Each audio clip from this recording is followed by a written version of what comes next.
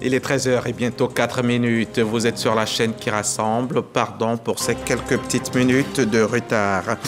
Ces actions en faveur des populations, plus particulièrement des femmes et des enfants, ont été reconnues à leur juste valeur. La première dame de Côte d'Ivoire, Dominique Ouattara, a été élevée hier au grade de grand officier dans l'ordre national par la grande chancelière en présence du chef de l'État. C'est à suivre en tout début de journal.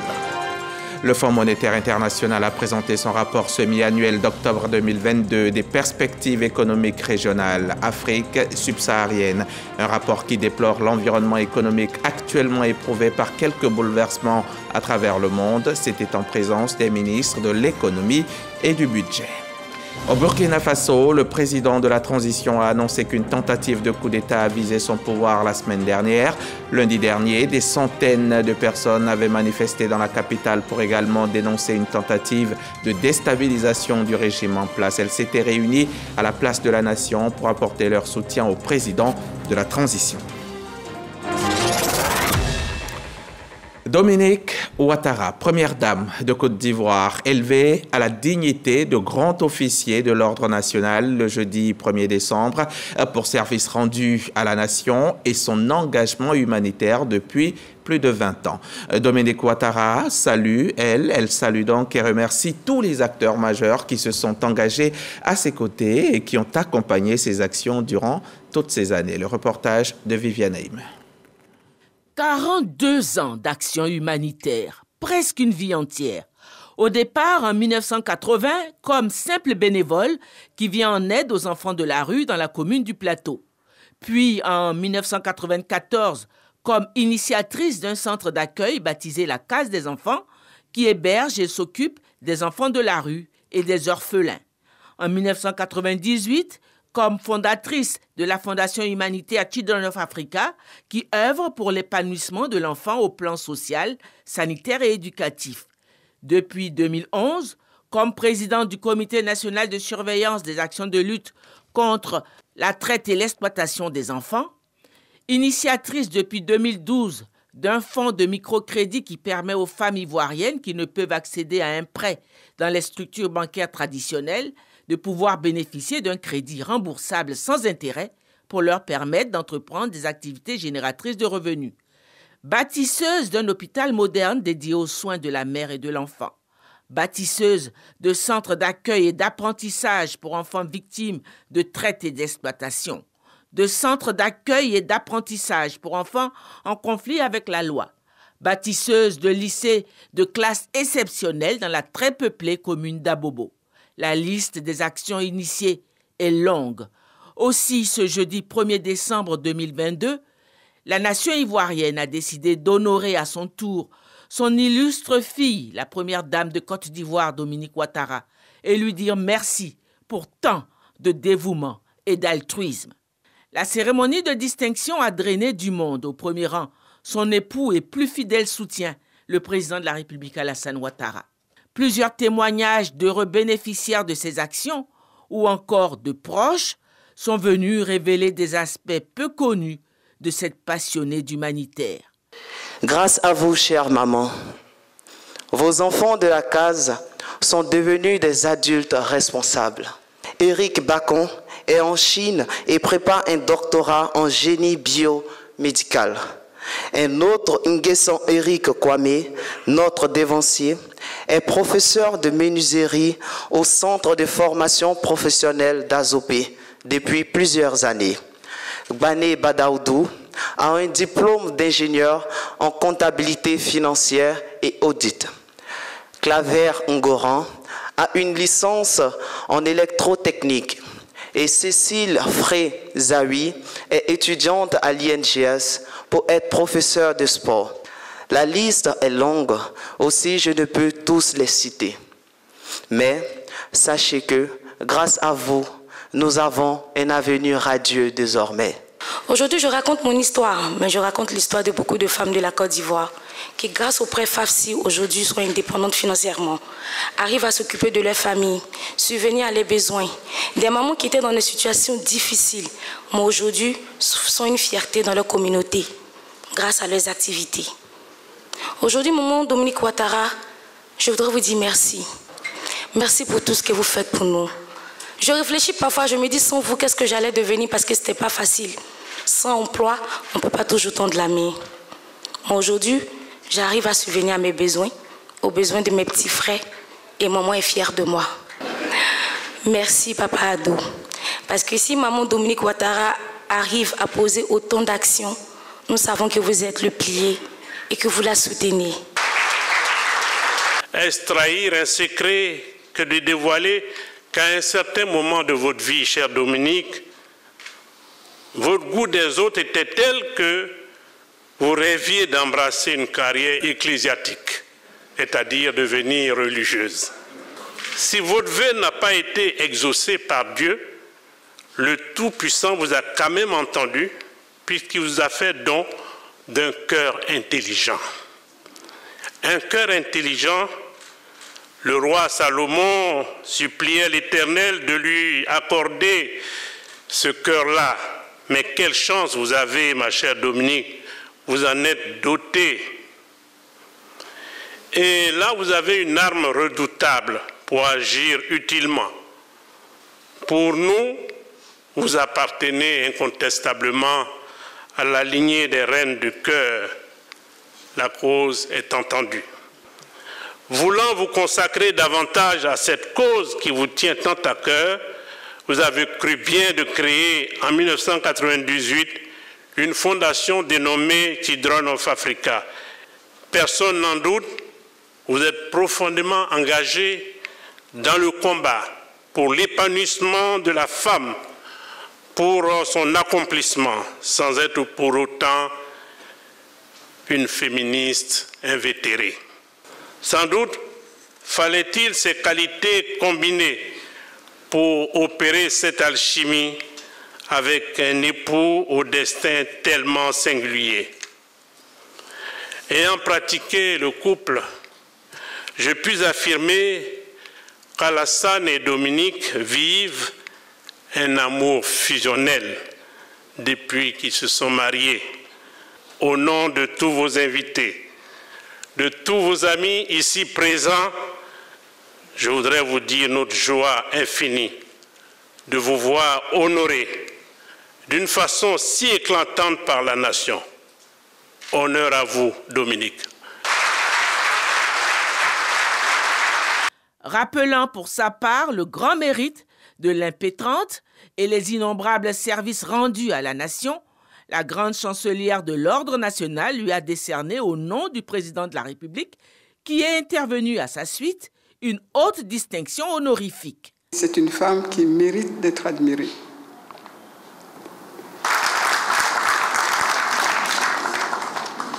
Elle a toujours employé son énergie à essayer d'atténuer la souffrance des orphelins, des enfants de la rue, des enfants travailleurs.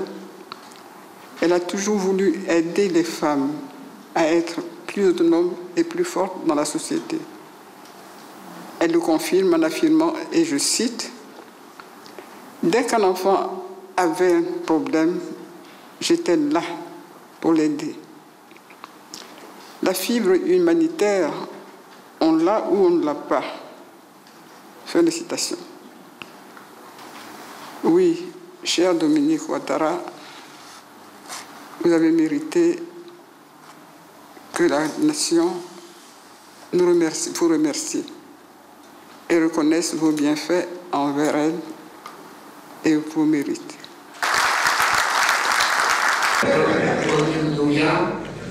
Épouse Alassane Dramane Ouattara. Première dame de Côte d'Ivoire, au nom du peuple de Côte d'Ivoire, et en vertu des pouvoirs qui nous sont conférés, et au nom de Madame la Grande Chancelière, nous nous élevons à la dignité de grand officier de l'Ordre national.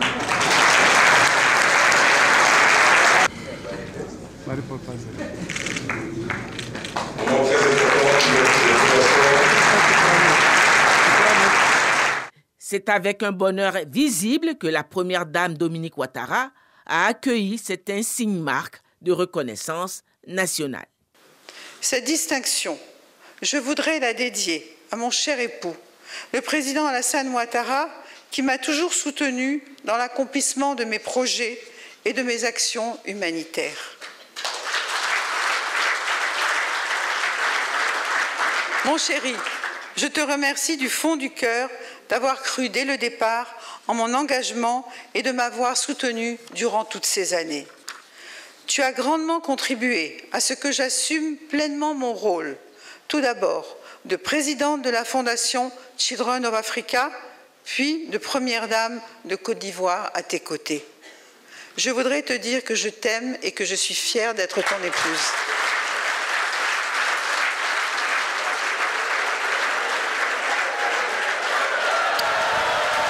Pose photo pour immortaliser cet événement avec son époux, avec ses nombreux invités.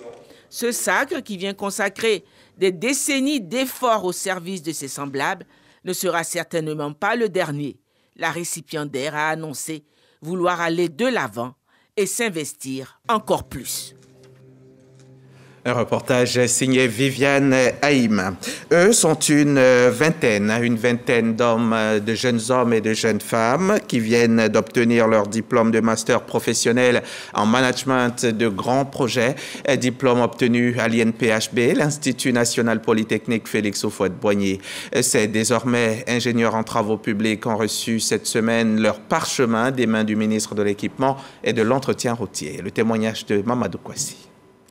Pour cette troisième promotion, ils sont 23 jeunes filles et hommes qui font leur entrée dans le monde de l'emploi, précisément celui des travaux publics. Pendant 18 mois, ils ont été formés au management des grands travaux de construction. Une formation faite dans le prestigieux Institut national polytechnique Houphouët-Boigny de Yamoussoukro. Ce que les Ivoiriens peuvent attendre de nous, c'est que des jeunes ingénieurs sont formés pour la conduite des projets.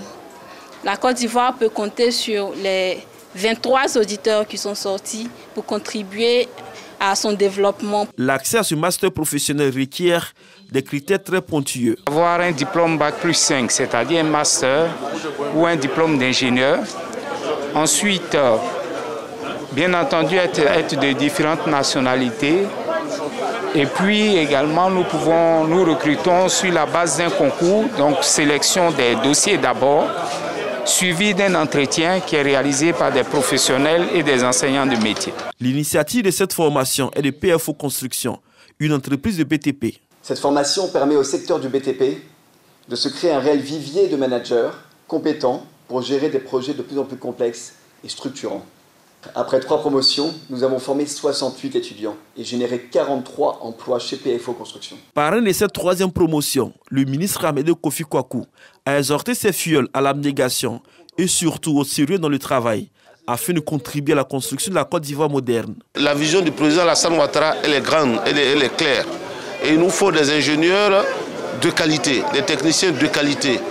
Donc déjà, il faut qu'ils se concentrent sur le travail qu'ils ont à faire, parce que c'est un métier qui est extrêmement difficile. Quand on construit des projets comme le pont de Cocody, comme le 4e pont, qui sont des ouvrages d'une certaine envergure, avec la tour F qui est en train d'être construite, ce sont à plus de 200-300 mètres de hauteur. Donc il nous faut des techniciens d'un certain calibre. Et nous sommes très heureux que des jeunes Ivoiriens se soient engagés sur ce chemin. Le master professionnel en management des grands travaux de construction est le fruit d'un partenariat entre l'INPHB et le groupe PFO. On en vient maintenant à cette présentation de rapport par le Fonds monétaire international. L'institution a présenté cette semaine son rapport semi-annuel d'octobre 2022 des perspectives économiques régionales. Dans le document, il est fait mention de certains bouleversements susceptibles de maintenir la croissance économique de la sous-région à 3,7% en 2023, une situation face à laquelle des propositions ont été faites pour la Côte d'Ivoire. On retrouve Mamadou Kouassi. La Côte d'Ivoire, sortie de la liste des pays fragiles établie par le Fonds monétaire international FMI. C'est ce qui ressort du rapport semi-annuel de cette institution financière. La mission de l'ONU pour le maintien de la paix en Côte d'Ivoire s'est achevée en 2017 et généralement, au bout de 2 ou 3 ans, les pays sortent de cette liste avec d'autres, bien sûr, conditions d'amélioration de la situation. Et avec la pandémie, la Côte d'Ivoire, ce rapport n'avait pas été mis à jour en 2020 et donc ça a pris un peu plus de temps. Ce rapport fait cas également des bouleversements économiques créés par plusieurs facteurs, dont la crise russo-ukrainienne. Des situations qui pourraient impacter la croissance économique des pays de l'Afrique subsaharienne. L'Afrique a été, comme le reste du monde, secouée par plusieurs chocs qui font qu'aujourd'hui, les décideurs doivent faire des choix difficiles pour notamment endiguer les impacts de la crise sur la sécurité alimentaire, sur les finances publiques et en même temps recommencer le sentier de la croissance avec des investissements assez conséquents pour répondre aux besoins de développement. Au niveau de la Côte d'Ivoire, par exemple, nous réagissons très bien. Nous avons développé une capacité de résilience qui fait que nous gérons très bien ces différentes crises. Des propositions sont faites en vue d'améliorer la croissance économique de nos pays. Il est important de progressivement retirer les mesures d'accompagnement, notamment les subventions aux produits pétroliers ainsi que sur les produits alimentaires progressivement afin de permettre aux États de faire des transferts plus ciblés pour protéger les couches sociales les plus vulnérables. Des propositions qui rencontrent l'assentiment des autorités ivoiriennes qui mettent un accent particulier sur la croissance verte. En lien justement avec ce qui se passe à l'international, il faut que nous puissions intégrer désormais dans tout notre travail les questions liées au changement climatique. C'est ce qui va permettre d'avoir une croissance économique durable et soutenable dans le temps. Le rapport semi-annuel octobre 2022 du FMI porte sur des études économiques et financières sur les perspectives économiques et régionales de l'Afrique subsaharienne. On part maintenant assister à cet atelier sur les ressources halieutiques, atelier de partage des résultats sur les enjeux socio-économiques des petits pélagiques en Côte d'Ivoire et l'élaboration des notes de politique publique. Une initiative du CRO, le Centre de recherche océanologique, avec la collaboration du ministère de l'Enseignement supérieur et de la Recherche scientifique. Reportage Evelyne Yeboué dans un commentaire de Didier Nguessan. Contribuer à améliorer les ressources halieutiques, notamment les espèces de petits pélagiques en Côte d'Ivoire, c'est la vision du Centre de recherche océanologique à travers cette rencontre. Après les recherches sur les pêcheries de petits pélagiques, ces chercheurs restituent les résultats obtenus en vue de la rédaction de notes de politique publique relativement à la consommation, l'approvisionnement, l'accessibilité de ces poissons en Côte d'Ivoire. La Côte d'Ivoire est très bien drainée. Normalement, nous ne devons pas importer du poisson parce qu'il y a l'aquaculture qui est déjà très bien développée ici. On a les ressources pélagiques aussi, compte tenu de l'upwelling, des deux saisons de l'upwelling en Côte d'Ivoire. Cette ressource pélagique est vraiment très bien débarquée au niveau de la Côte d'Ivoire, surtout sur les débarcadères de Sassandra, les débarcadères de Jacquesville, les débarcadères de Grand Lao. Et nous avons choisi le débarcadère de Sassandra parce que c'est le plus grand débarcadère, là où nous retrouvons plus de petits pélagiques. Les résultats du projet seront partagés avec les parties prenantes nationales et sous-régionales. Des propositions et recommandations seront également recueillies. Cette rencontre de partage d'expériences a réuni plusieurs comités de pêche de la sous-région. Une initiative soutenue par le ministère de l'Enseignement supérieur et de la Recherche scientifique. Les ressources de petits pélagiques côtiers méritent une attention particulière en raison des importantes activités post-capture à leur contribution sans égale à la sécurité alimentaire des populations. Elles représentent plus de 60% des productions nationales et sont accessibles à la majeure partie des populations, surtout les plus démunis de nos pays respectifs. Le Centre de recherche océanologique a pour mission d'effectuer des recherches nécessaires à la connaissance de l'environnement aquatique en vue de sa préservation. Après qu'elle a démarré le 1er octobre dernier, la campagne Café Cacao 2022-2023 a été officiellement lancée cette semaine dans la Maraoué. Les acteurs de la chaîne des valeurs de cette région s'y sont retrouvés avec le Conseil du Café Cacao, occasion pour l'instance d'exhorter les producteurs et les sociétés coopératives au respect des dispositions de commercialisation intérieure mises en place. On en sait plus avec Eugène Atoubé. Le lancement officiel de la campagne Café Cacao 2022-2023 dans la région de la Maraoué, un moment d'information et de sensibilisation des producteurs des 4 départements qui composent cette région. Moment surtout pour ces braves paysans, édifiés par le bilan de l'activité 2021-2022 fait par la déléguée régionale du Café Cacao de Yamoussoukro. l'opportunité de poser leurs préoccupations, attentes et espoirs pour cette campagne 2022-2023. Les sociétés coopératives n'ont pas de financement. Donc il faut forcément les dépôts-ventes. Tant que le camion n'est pas déchargé, le producteur n'a pas son dû. Donc ça crée toute une difficulté aujourd'hui. Nous sommes rentrés dans la transformation. Là encore, il y a un gros problème parce que nous n'avons pas des machines qu'il faut. Or, les gens ont mis le chocolat de la Marawe. C'est un appel. Simplement les matériels pour qu'on puisse travailler. Des échanges francs et ouverts. C'est d'emblée ce que recherchait la directrice régionale de Yamoussoukro du Conseil Café Cacao, en charge de la Marawe. Mian Myriam, nouvellement affectée dans la dite direction régionale, rencontre pour la première fois les producteurs de cette région. Elle leur a parlé avec franchise et respect, demandant que ceux-ci produisent plus avec un accent particulier sur la qualité et qu'ils s'engagent dans la lutte contre la déforestation et le changement climatique dans leur propre intérêt, l'amélioration des conditions de vie des producteurs. Dans cette optique, les acteurs de la chaîne des valeurs au plan régional ont été invités au respect des dispositions de commercialisation intérieure du café et du cacao. Qui n'hypothèquent pas leur production auprès des acheteurs pas très honnêtes pour qu'ils puissent véritablement tirer profit des efforts que le gouvernement fait pour leur garantir un prix assez rémunérateur. Mais le défi aujourd'hui, c'est d'abord que les paysans puissent s'inscrire dans l'agroforesterie. Nous mettons à leur disposition des plans bien sélectionnés. Nous leur demandons de venir prendre ces arbres, de s'inscrire pour qu'on puisse leur donner gratuitement des plans pour pouvoir reconstituer le couvert forestier. Le préfet de la région de la Marawe, Gombadi Georges, a particulièrement salué le mérite de deux acteurs de la filière café-cacao. L'un, opéré en Boiflé, lauréat au titre de société coopérative, et l'autre à Djekano, région du Bélier, lauréat au titre des jeunes producteurs. Ils repartent chacun avec un tricycle et les félicitations du Conseil du café et du cacao et des autorités préfectorales. Les ressortissants du Hambol, en l'occurrence les peuples Djemeni et Tagbana vivant dans l'Indénié, viennent d'organiser leur traditionnelle cérémonie de retrouvailles. Cette année, cette cérémonie riche en symboles a été marquée par un hommage au peuple Agni Indénié et son roi Nanamboa Kwasi III pour leur hospitalité légendaire. Reportage Herman Niamia, notre correspondant sur place, nous conduit maintenant à la place de la solidarité d'Abengourou. C'est dans les années 1920 que les premiers ressortissants Tagbana et Djemeni ont foulé la terre de l'Indénié.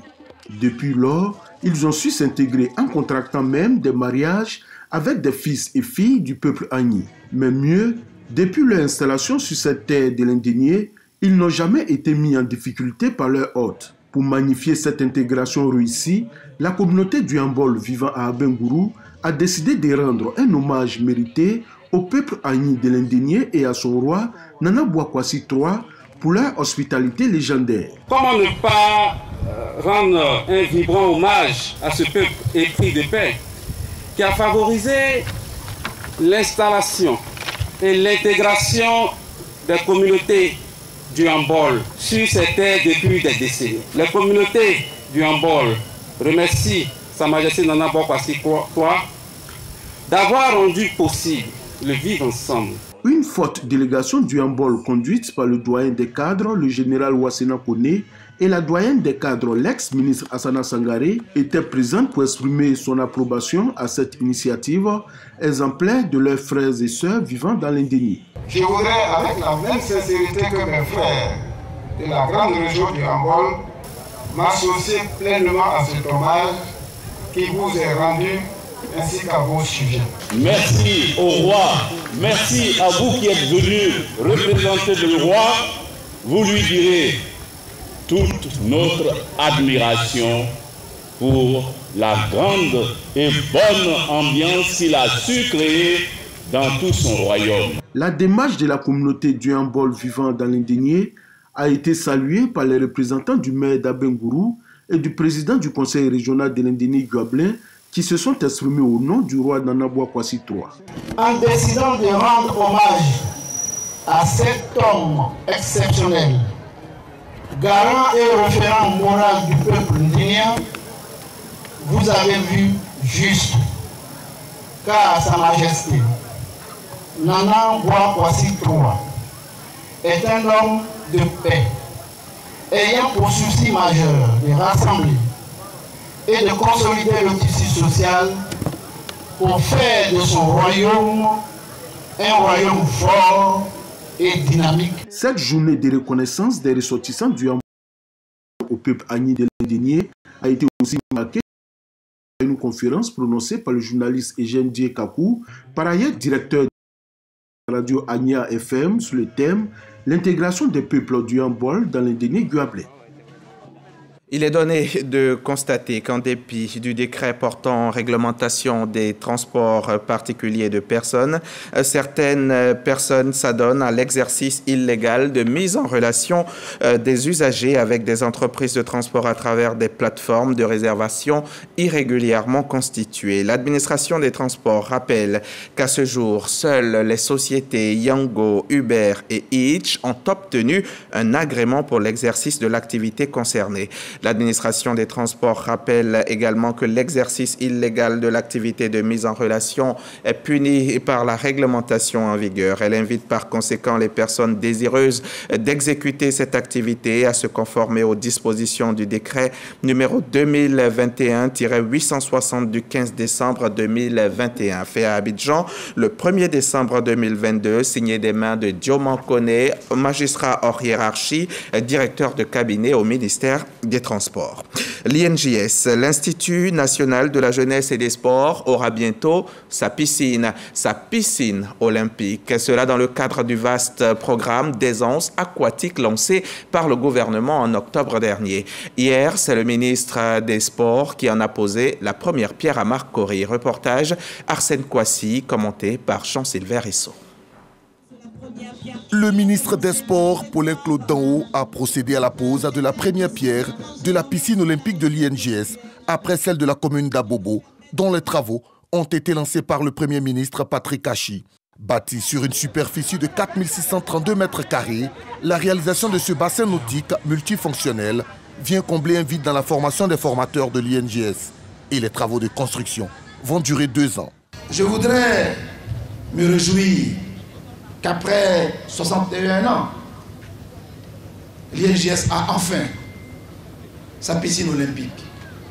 Parce que la piscine va servir à la rééducation pour les maladies cardiovasculaires et pour les AVC. Nous sommes heureux de donner à cet institut un instrument puissant de détection et de formation à la natation et au sauvetage. De son côté, le directeur général de l'INJS salue la construction de cette infrastructure sportive dans son établissement, chose qui concrétise la matérialisation d'un rêve vieux de 61 ans. Cette cérémonie nous tient à cœur parce que depuis sa création en 1961, il manquait au dispositif de formation de l'INJS un outil didactique fondamental pour l'enseignement. C'est donc un rêve qui se réalise avec la pose de la première pierre de la piscine olympique. Ce programme d'aisance aquatique prend en compte également la réhabilitation de la piscine de Boaké, celle de Bingerville, ainsi que la construction des piscines d'Atekoubé, Yopougon et Koumassi. La construction de ces piscines s'inscrit dans le cadre de la mise en œuvre de la politique nationale de sport à travers le projet de réhabilitation et de construction des infrastructures sportives de Côte d'Ivoire. Un reportage signé donc Arsène Kwasi et Barnabé Conan. Voilà qui nous emmène au chapitre santé de ce journal. Premier point, la lutte contre le coronavirus.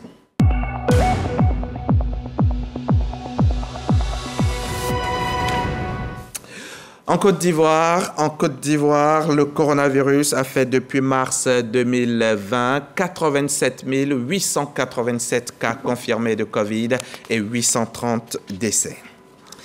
Si, en 3 ans, le coronavirus a tué 6,64 millions de personnes à travers le monde, le virus du sida, découvert en mai 1983, a lui fait plus de 40 millions de morts. Aujourd'hui encore, le sida reste une urgence de santé internationale. Chaque 1er décembre, la journée mondiale de lutte contre le sida rappelle la responsabilité de tous parce que le virus tue toujours. En Côte d'Ivoire, la prévention reste le maître mot. Pendant plusieurs décennies, le VIH-Sida a été au centre des préoccupations sanitaires. La pandémie, perçue comme une véritable source de mortalité, a fait des milliers de victimes. Le taux de prévalence grandissant imposait une forte campagne de sensibilisation en Côte d'Ivoire.